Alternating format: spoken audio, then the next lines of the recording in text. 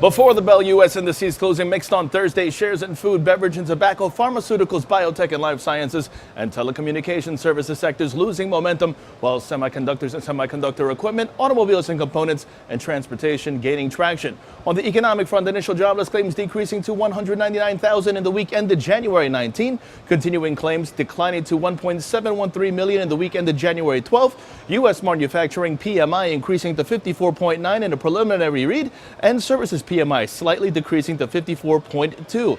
This all while advancers beating out decliners, 64% of S&P 500 constituents trading higher yesterday. Now, after the markets closed, Intel reporting fourth quarter adjusted EPS of $1.28 on revenue of $18.7 billion. Starbucks releasing first quarter adjusted EPS of 75 cents versus 65 cents a year ago on net revenue of $6.63 billion.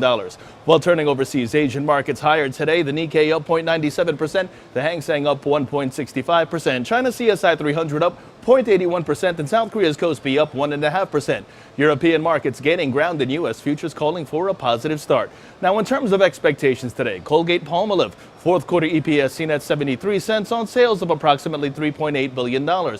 D.R. Horton first quarter EPS seen at 78 cents on sales of approximately $3.5 billion. On the economic docket, 8:30 in the morning, we have the December durable goods excluding transportation read, as well as December new home sales figures. Now, in the markets, the S&P 500 is where we begin. That sees further upside. The Nasdaq sees further upside as well, and that's in focus as the relative strength index advocates for further upside. Long positions above 66.94 are favored, with targets at 67.50 and 67.79 in extension, or the Dow Jones that sees further upside.